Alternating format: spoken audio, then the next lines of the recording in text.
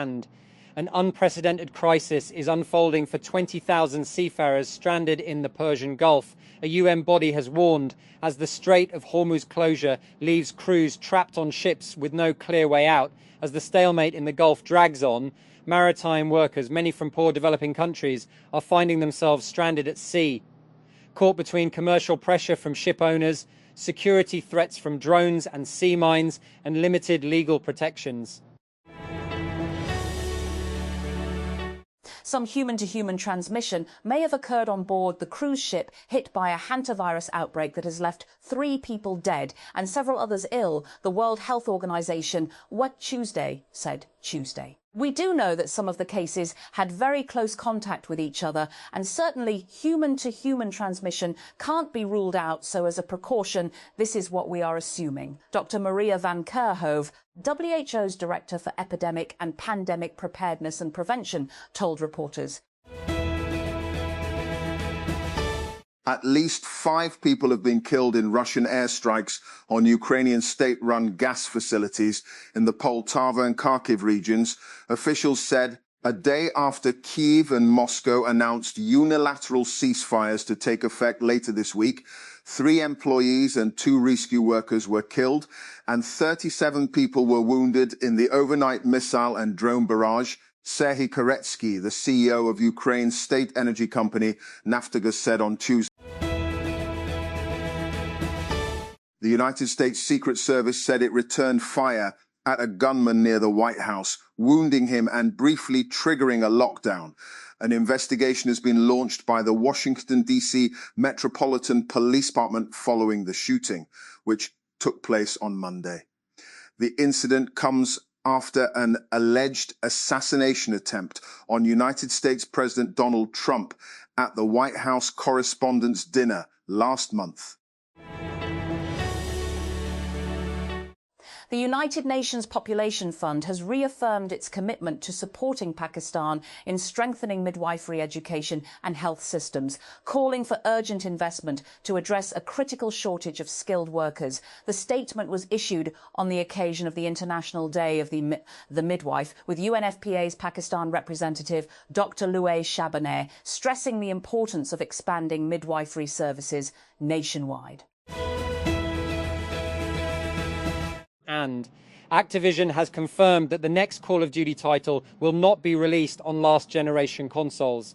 The update was shared through the official Call of Duty X account in response to rumors circulating online. The statement specifically confirmed that the upcoming game is not being developed for the PlayStation 4. While only the PS4 was mentioned, it is expected that the Xbox One will also be excluded. Asus has introduced the Zen Screen OLED MQ16FC, a portable secondary display designed for users who need additional screen space while working away from a desk. The Zen Screen OLED MQ16FC features a 16-inch OLED panel with a resolution of 1920 x 1200. It uses a 16:10 aspect ratio, providing extra vertical space for tasks such as reading documents and working on spreadsheets. Vivo is preparing to expand its V70 series with a new model, the V70 Lite 4G, which has now received certification from the FCC. The device, carrying model number V2604, has been listed with a battery rated at 7,920 mAh. This suggests it will likely be marketed with a typical capacity of 8,000 mAh or 8,100 mAh. And Google's upcoming Pixel 11 lineup could be more expensive and may also see changes to memory configurations due to a global RAM shortage, according to recent leaks. Reports suggest the base model could drop from 12 GB to 8 GB of RAM, while Pro models may introduce 12 GB variants below the current 16 GB tier. Voters in the U.S. state of Ohio are set to go to the polls in the state's primaries, where they will pick candidates for several key positions in the upcoming midterm elections in November.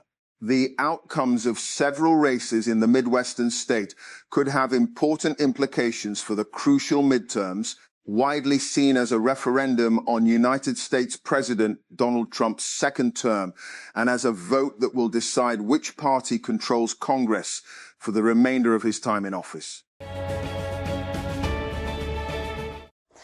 Afghanistan's Taliban-led government has accused neighbouring Pakistan of killing 3 civilians in a cross-border attack, which Kabul has condemned as a war crime. The incident on Monday marked the latest test of a fragile ceasefire between the two countries, brokered by China in April, following months of cross-border fighting that left hundreds dead and injured. Julius Randle scored 21 points and Anthony Edwards came off the bench to hit 18 points as the visiting Minnesota Timberwolves outlasted the San Antonio Spurs 104-102 in Game 1 of their Western Conference semi-final series. In Monday's game in San Antonio, Minnesota, were bolstered by the return of Edwards, who sustained a bone bruise in his left knee on April 25 that was supposed to keep him out multiple weeks.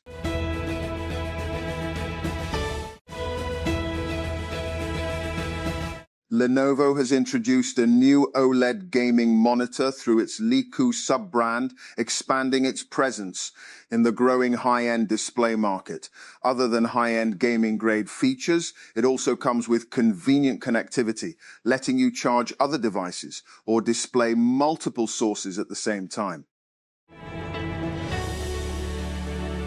And Khyber Pakhtunkhwa Chief Minister Sohail Afridi has inaugurated a digital licence management system for issuing driving licences under the Provincial Transport Department. Airing the launch ceremony, the Chief Minister said the system introduces a fully digitised process for licence issuance aimed at improving public facilitation while ensuring transparency and merit. And 2 cases of the deadly hantavirus have been confirmed, and 5 more are suspected among people who were on a luxury cruise ship now held in the Atlantic near Cape Verde, the World Health Organization said in its most detailed update on the outbreak. Around 150 people are still stuck on the Hondias that was carrying mostly British, American and Spanish passengers on a trip that set off from Argentina in March and is now off the coast of West Africa.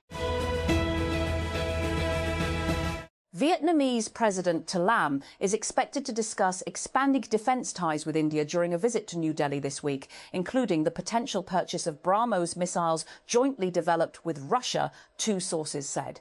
India, which has been building up domestic defence manufacturing for local use and exports, has already sold the supersonic cruise missiles to the Philippines and signed a contract with Indonesia in March.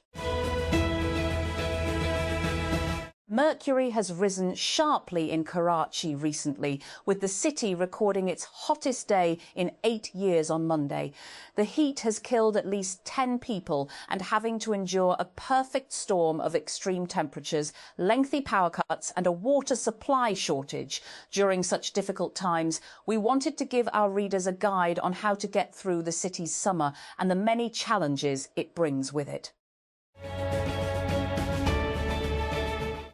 Film star turned politician C. Joseph Vijay is on the cusp of history in Tamil Nadu state. On Monday, his political party Tamilaga Vetri Kazhagam TVK defied all naysayers to almost sweep the state election, marking a break in the established political order.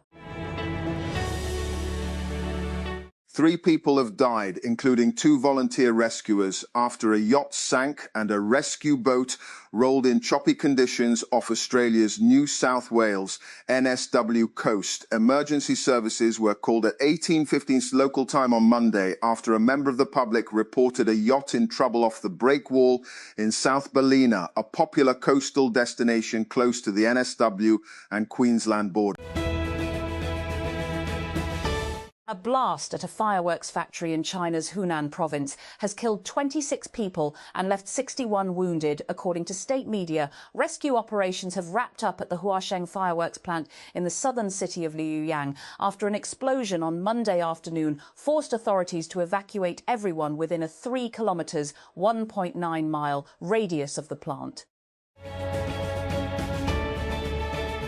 A coal mine explosion in Colombia's Cundinamarca province killed 9 workers and injured 6, the National Mining Agency said, weeks after issuing risk control recommendations for the site. The blast on Monday at a legally operated mine in the Sutatausa municipality, 72 kilometers, 45 miles north of the capital Bogota, was caused by a buildup of gases, the agency said.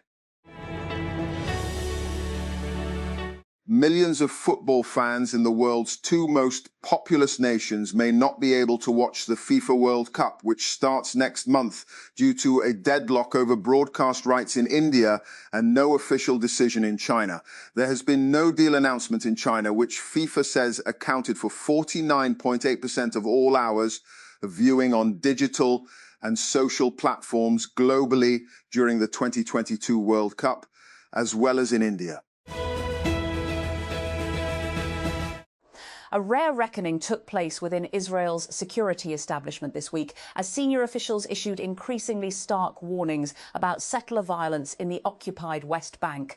According to Israeli media reports, the commander of Israeli military forces in the West Bank major in a closed forum that rising settler attacks could spark a Palestinian uprising, and called the actions of the settlers a disgrace to the Jewish people.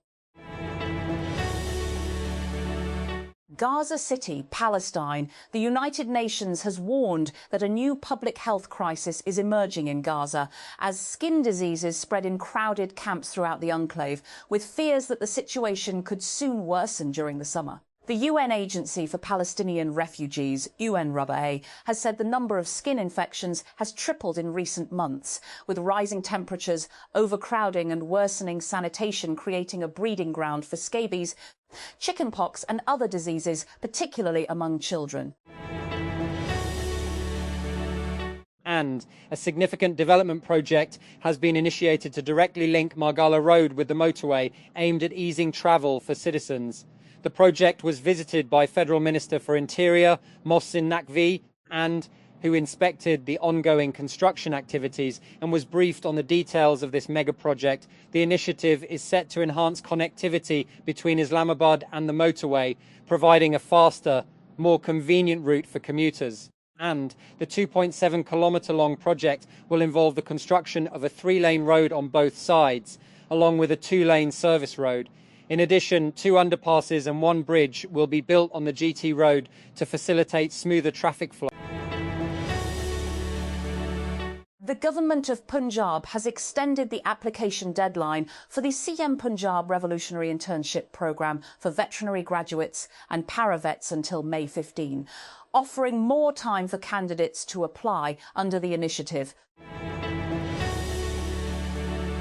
Pakistan's diplomatic missions in Saudi Arabia and the United Arab Emirates, UAE, have resumed passport services after a temporary suspension caused by technical issues at the Directorate General of Immigration and Passports headquarters in Islamabad.